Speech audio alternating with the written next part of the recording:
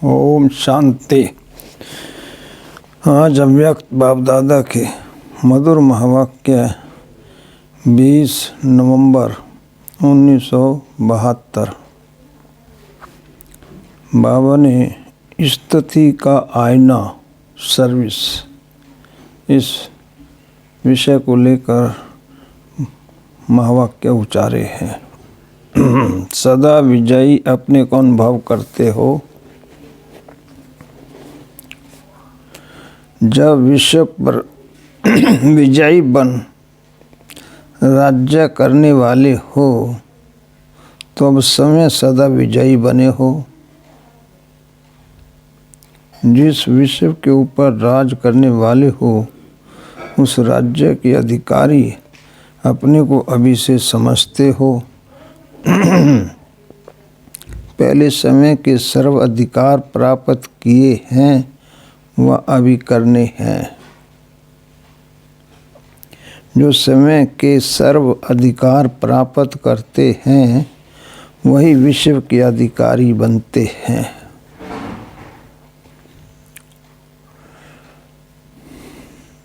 तो अपने से पूछो कि समय के सर्व अधिकार कहाँ तक प्राप्त किए हैं।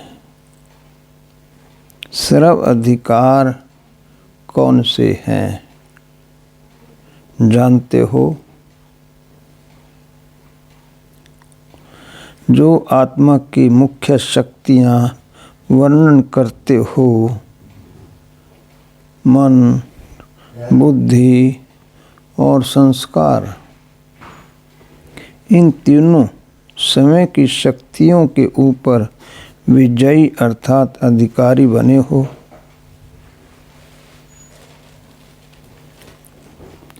अपनी शक्तियों के अधीन तो नहीं होते हो। जो विश्व की सेवा के निमित्त बने हुए हैं उन्हों की यह स्थिति तो सहज और सत्य ही होगी ना। वह पुरुषार्थ कर स्थित होना पड़ता है। पुरुषार्थ की सिद्धि का अनुभव अपने में करते जा रहे हो। वह संगम का समय सिर्फ पुरुषार्थ का ही है और सिद्धि भविष्य की बात है। संगम पर ही सिद्धि स्वरूप व मास्टर सर्वशक्तिवान स्वरूप अनुभव करना है व नहीं। अभी से ही अनुभव करना है व अंत में कुछ थोड़ा समय करना है। सिर्फ उम्मीदों के सितारे ही रहना है। अभी से सिद्धि स्वरूप अनुभव होना चाहिए। सिद्धि तब प्राप्त होगी जब समय के सर्व अधिकार प्राप्त होंगे। मन, बुद्धि और संस्कार तीनों को समय जैसा चाहें वैसा चला सकें।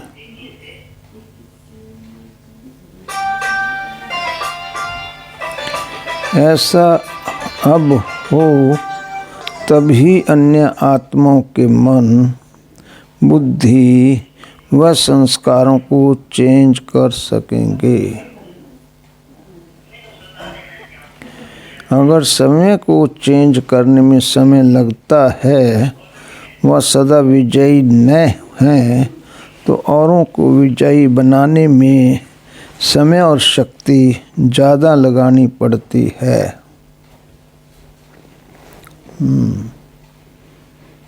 सर्विस आप सभी की स्थिति का आईना है। तो आईने में क्या दिखाई देता है।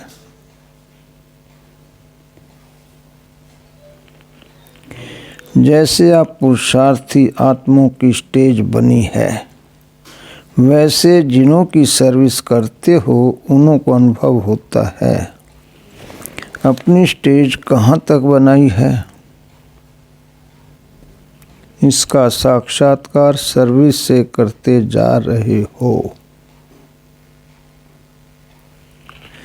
कौन सी स्टेज बनाई है, कहाँ तक पहुँचे हो। सर्विस अच्छी लगती है, खुश होकर गए ना। सभी से ज़्यादा खुशी किसको हुई। सर्विस की सिद्धि को देखकर खुशी हुई। बाप का परिचय लेकर गए। जैसे ब्राह्मण आत्माओं में मेजॉरिटी की स्टेज में विशेष गुण प्रसिद्ध दिखाई पड़ते हैं। कौन से गुण? एक प्योरिटी, दूसरा स्नेह। इन दो बातों में मेजॉरिटी पास हैं। ऐसे ही सर्विस के रिजल्ट में स्नेह और प्योरिटी यह स्पष्ट दिखाई देता है, अथवा आने वाले अनुभव करते हैं। लेकिन जो नवीनता व नॉलेज में विशेषता है, वह नॉलेजफुल स्टेज व मास्टर सर्वशक्तिवान की स्टेज व सर्वशक्तिवान बाप की प्रैक्टिकल कर्तव्य की विशेषता। विशेष रूप से जो अनुभव करने का है वह अभी कमी है।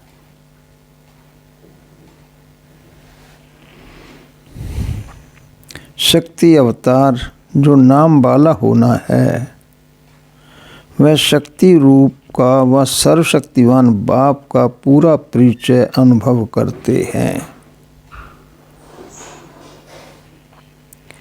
आपके जीवन से प्रभावित हुए,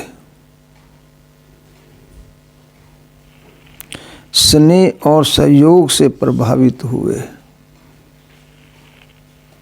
लेकिन श्रेष्ठ नॉलेज और नॉलेजफुल के ऊपर इतना प्रभावित हुए जैसे निमित्त बने हुए ब्राह्मण समय शक्ति रूप का अनुभव अपने में भी परसेंटेज में करते हैं।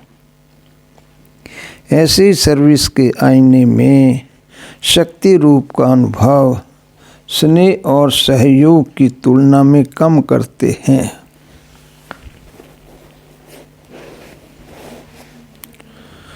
जो कुछ चल रहा है,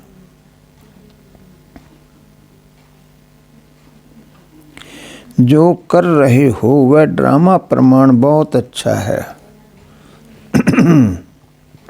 लेकिन अभी समय प्रमाण, समीपता के प्रमाण, शक्ति रूप का प्रभाव समय शक्ति रूप हो दूसरों के ऊपर डालेंगे, तब ही अंतिम प्रत्यक्षता समीप ला सकेंगे। शक्ति का झंडा लहराओ। जैसे कोई झंडा लहराया जाता है तो ऊंचा होने के कारण सभी की नज़र ऑटोमेटिकली जाती है।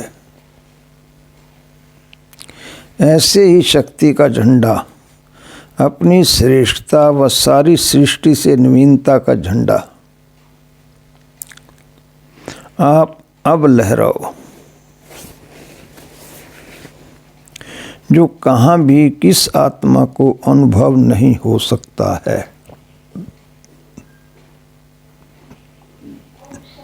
ऐसा विशेष अनुभव सर्व आत्माओं को कराओ। तो सर्विस दर्पण हुआ ना। अपने सर्वशक्ति स्वरूप से सर्वशक्तिवान बाप का परिचय देने वाले, अपनी शक्ति द्वारा सर्व शक्तियों का साक्षात्कार कराने वाले, विश्व पर शक्ति का झंडा लहराने वाले, स्नेही सहयोगी और शक्ति रूप श्रेष्ठ आत्माओं को बाप दादा का याद प्यार और नमस्ते। बाबा ने सेवा के साथ साथ शक्ति रूप पर बल दिया है। आपके मन बुद्धि संस्कार आप इनके ऊपर ध्यान दिया शक्तियों के।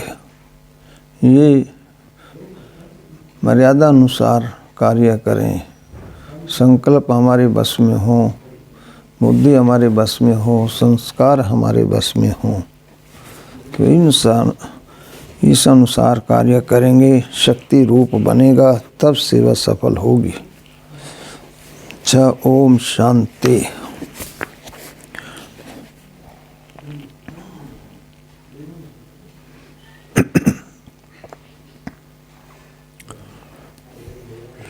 अव्यक्त बाप दादा के मधुर महावाक्य 22 नवंबर 1972। अपने अंतिम स्वरूप का साक्षात्कार होता रहता है, क्योंकि जितना जितना नज़दीक आते जाते हैं उतना ऐसे अनुभव होगा जैसे कुछ सम्मुख वस्तु दिखाई दे रही है। ऐसे ही अनुभव होगा कि अभी अभी ये बनेंगे। जैसे वृद्ध अवस्था वालों को ये सदा स्मृति रहती है कि अभी अभी वृद्ध हूँ, अभी अभी जाकर बच्चा बनूंगा। ऐसे ही अपने अंतिम स्वरूप की स्मृति नहीं, लेकिन सम्मुख स्पष्ट रूप से साक्षात्कार होता है। अभी ये हूँ, फिर ये बनेंगे। जैसे शुरू में सुनाते थे कि अब जब मंजिल पर पहुंच जाएंगे तो ऐसे समझेंगे कदम रखने की देरी है। एक पास 5 रख चुके हैं, दूसरा रखना है, बस इतना अंतर है। तो ऐसे अपनी अंतिम स्टेज की समीपता का अनुभव होता है। अप्रोक्ष स्पष्ट साक्षात्कार होता है। जैसे आईने में अपना रूप स्पष्ट दिखाई देता है, वैसे इस नॉलेज के दर्पण में ऐसा ही अपना अंतिम स्वरूप स्पष्ट दिखाई दे। जैसे कोई बहुत अच्छा सुंदर चोला सामने रखा हो और मालूम हो कि हमको अभी यह धारण करना है, तो न चाहते हुए भी जैसा जैसा समय नज़दीक धारण करने का आता रहेगा तो अटेंशन जाएगा, क्योंकि सामने दिखाई दे रहा है। ऐसे ही अपना अंतिम स्वरूप सामने दिखाई देता है और उस स्वरूप तरफ अटेंशन जाता है। वह लाइट का स्वरूप कहो, वह चोला कहो, लाइट ही लाइट दिखाई पड़ेगी। फरिश्तों का स्वरूप क्या होता है? लाइट। देखने वाले भी ऐसे अनुभव करेंगे कि लाइट के वस्त्रधारी हैं। लाइट इन्हों का ताज है, लाइट ही वस्त्र हैं, लाइट इन्हों का श्रृंगार है। जहाँ भी देखेंगे तो लाइट ही देखेंगे। मस्तक के ऊपर देखेंगे तो लाइट का क्राउन दिखाई पड़ेगा। नैनों में भी लाइट की किरणें निकलती हुई दिखाई देंगी। तो ऐसा रूप सामने दिखाई पड़ता है, क्योंकि माइट रूप अर्थात शक्ति रूप का जो पाठ चलता है वह प्रसिद्ध किससे होगा? लाइट रूप से कोई भी सामने आए तो 1 सेकंड में अशरीरी बन जाए। वह लाइट रूप से ही होगा।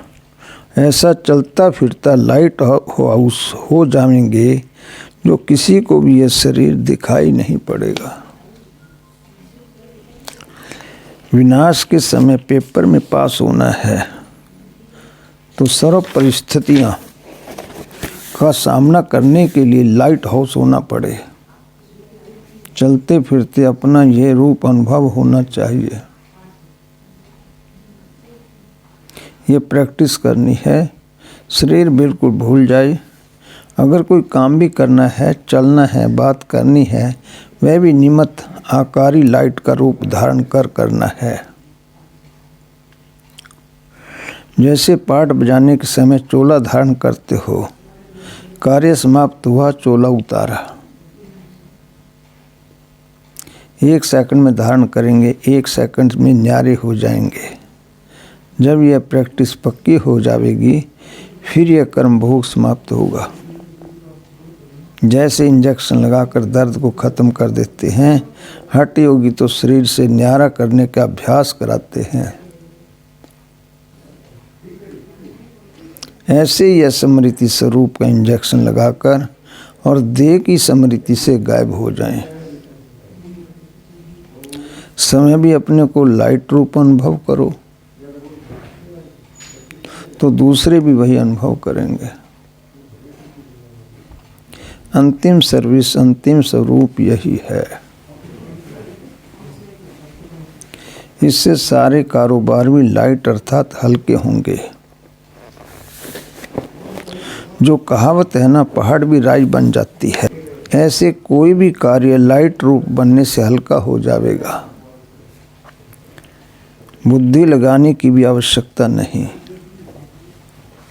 रहेगी। हल्के काम में बुद्धि नहीं लगानी पड़ती है।